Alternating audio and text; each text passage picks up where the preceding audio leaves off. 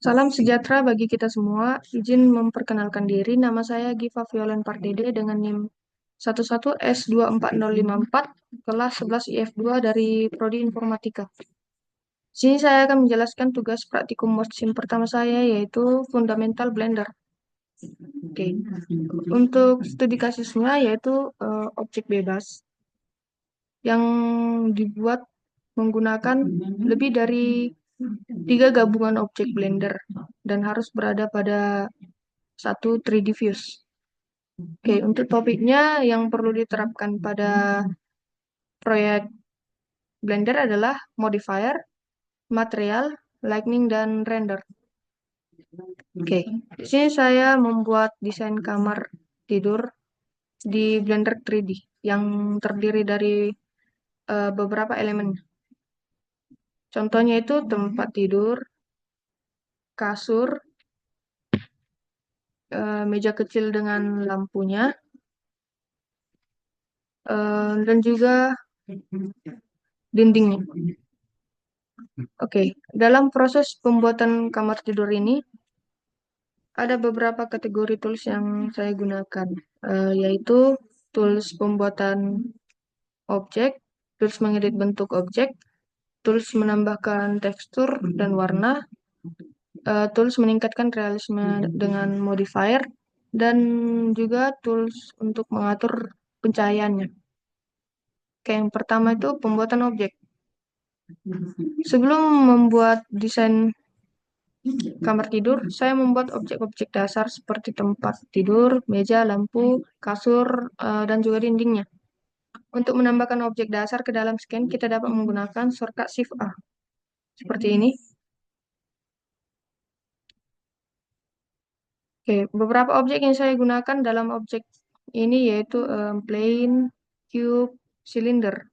Oke, di sini saya menggunakan plane untuk em, dinding dan bantal.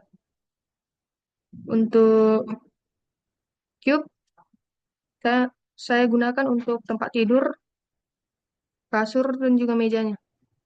Dan silinder saya gunakan untuk pembuatan lampu. Oke. Selanjutnya, untuk memindahkan objek ke posisi yang saya inginkan, saya menggunakan shortcut G. Seperti ini. Oke. Contohnya itu ya memindahkan kasurnya, tempat tidurnya. Selanjutnya, untuk memutar objek, saya menggunakan shortcut R.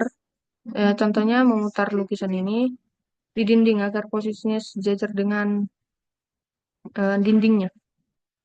Oke, untuk mengedit bentuk objek, setelah objek dasar dibuat, langkah berikutnya adalah mengedit bentuknya.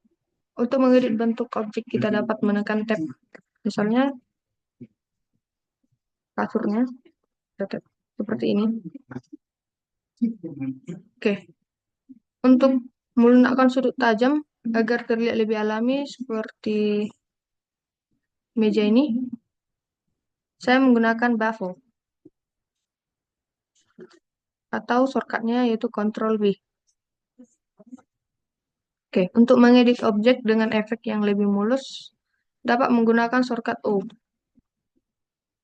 Contohnya, saya menggunakan proportional editing untuk membentuk bantal lebih lembut.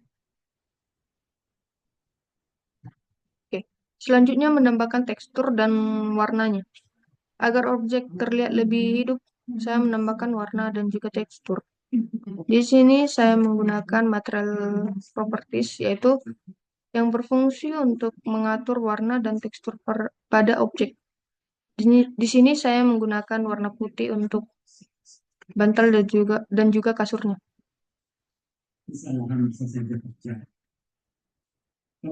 Berikutnya saya menggunakan image tekstur yang berfungsi untuk menambahkan gambar sebagai tekstur.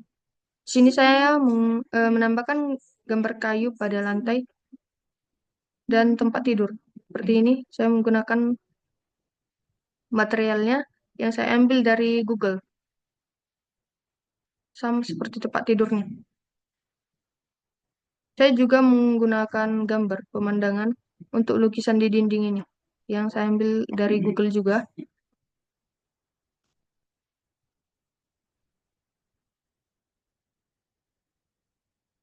Oke. Berikutnya saya menggunakan modifier. Sebelumnya, modifier adalah alat tambahan yang membuat objek lebih detail dan realistis tanpa perlu banyak edit manual. Di sini saya menggunakan subdivision surface untuk yang berfungsi untuk membuat objek lebih halus. Saya menggunakan pada bantal agar terlihat lebih nyata seperti ini. Berikutnya ada cloth simulation yang saya gunakan untuk membuat efek kain yang realistis. Saya menggunakan pada kasur dan juga bantalnya. Berikutnya untuk mengatur pencahayaan. Untuk membuat ruangan terasa lebih hidup, saya mengatur pencahayaannya juga.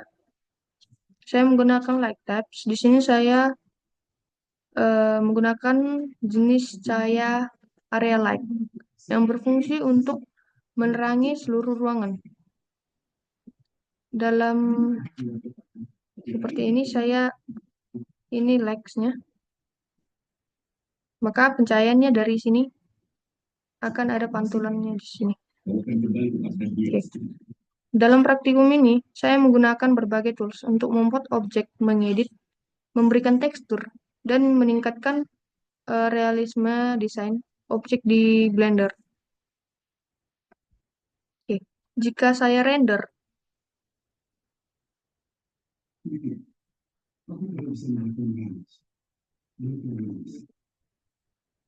maka hasilnya akan seperti ini.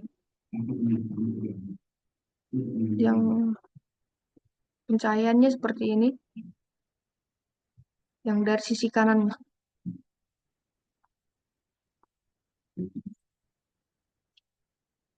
Baiklah, sekian video praktikum Modsim saya. Semoga bermanfaat dan penjelasan saya mudah dipahami. Jika ada tutur kata saya yang salah, mohon dimaafkan. Terima kasih.